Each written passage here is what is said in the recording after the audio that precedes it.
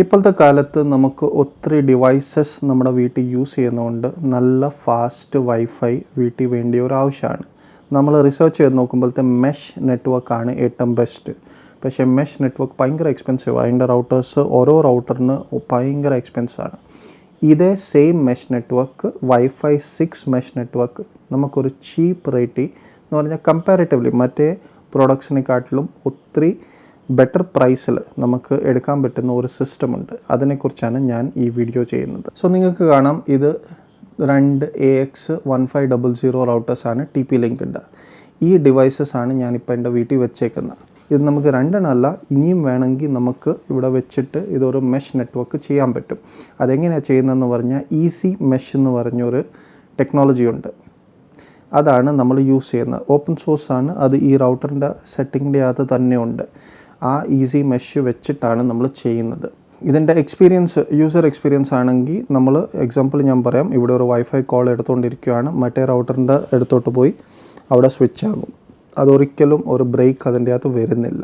നമ്മുടെ സിഗ്നലിനൊരു ബ്രേക്ക് ഇല്ല. നല്ല ഇതിൽ തന്നെയാണ്, നല്ല ഒരു സ്ട്രോങ് സിഗ്നലിൽ തന്നെയാണ് ഇത് വർക്ക് ചെയ്യുന്നത്.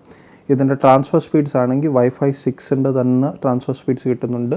നമ്മുടെ ഇൻ്റർനെറ്റ് സ്പീഡ് എപ്പോഴും നമ്മുടെ നെറ്റുമായിട്ട് ഡിപ്പെൻഡൻ്റ് ആണ്. പക്ഷേ ഡിവൈസ് ടു ഡിവൈസ് ഒരു ലാർജ് ഫയൽ നമ്മൾ ഷെയർ ചെയ്ത് നോക്കിയാൽ ഒരു 600ൻ്റെ ആ റേഞ്ചിൽ നമുക്ക് വൈഫൈ 6ൻ്റെ ആ സ്പീഡ് നമുക്ക് കിട്ടുന്നുണ്ട്. 600 Mbps ആ ഒരു സ്പീഡിൽ ഒരു ഫയൽ ഇങ്ങോട്ടും അങ്ങോട്ടും ട്രാൻസ്ഫർ ആകാൻ പറ്റും. ഓബ്വിയസ്ലി നിങ്ങളുടെ ഡിവൈസിൻ്റെ അകത്തും വൈഫൈ 6 സപ്പോർട്ട് ചെയ്യുന്ന ആൻറ്റിന വേണം. പക്ഷേ ഇപ്പം മാക്ബുക്സും ഐഫോൺസും അങ്ങനത്തെ കാര്യങ്ങളൊക്കെ ആണെങ്കിൽ നിങ്ങൾക്ക് ഈസിലി അത് ഓൾറെഡി ഉള്ളതാണ്. സോ വൈഫൈ 6 ഡിവൈസസ് തമ്മിൽ മാക്സ് സ്പീഡിൽ നമുക്ക് കാര്യങ്ങൾ ട്രാൻസ്ഫർ ചെയ്യാനോ എല്ലാ ഇതും നല്ലതായിട്ട് വർക്ക് ചെയ്യുന്നുണ്ട്. ഇതിൻ്റെ അകത്ത് സിഗ്നൽ ഡ്രോപ്പോ ഒന്നും വരുന്നില്ല. ഇതിൻ്റെ സെറ്റപ്പും ആക്ച്വലി ഒത്തിരി ഈസിയാണ്. നമുക്ക് ജസ്റ്റ് 2 വൈഫൈ റൗട്ടേഴ്സ് അത് വാങ്ങിക്കുന്ന സമയത്ത് സെയിം റൗട്ടേഴ്സ് വാങ്ങിച്ചേക്കണം. അതായിരിക്കും ഏറ്റവും ബെസ്റ്റ്. നമ്മൾ ഈ സെയിലും ഇതൊക്കെ വരുന്ന സമയത്ത് നിങ്ങൾക്ക് ഈ റൗട്ടേഴ്സിൻ്റെ വില ഒത്തിരി വീഴും. അത് ഈസി മെഷ് സപ്പോർട്ട് ചെയ്യുന്ന റൗട്ടർ ആയിരിക്കണം. ആ മോഡൽ വാങ്ങിക്കുക.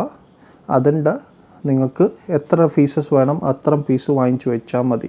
ഇത് 2 ലിമിറ്റല്ല, നമ്മൾ മൾട്ടിപ്പിൾ ചെയ്യാൻ പറ്റും. ഇതെങ്ങനെയാണ് വർക്ക് ചെയ്യുന്നതെന്ന് പറഞ്ഞാൽ, ഒരു റൗട്ടർ ഇപ്പം എൻ്റെ വീട്ടിൽ ഇവിടെയാണ് ഫൈബർ നെറ്റ് വരുന്നത്. സോ ഫൈബർ നെറ്റിൻ്റെ ഇവിടെ തന്നെ ഇത് മെയിൻ റൗട്ടറാണ്. ഇതിൻ്റെ അറൗണ്ടാണ് നമ്മൾ സാറ്റലൈറ്റ് റൗട്ടേഴ്സ് നമ്മൾ വെക്കുന്നത്.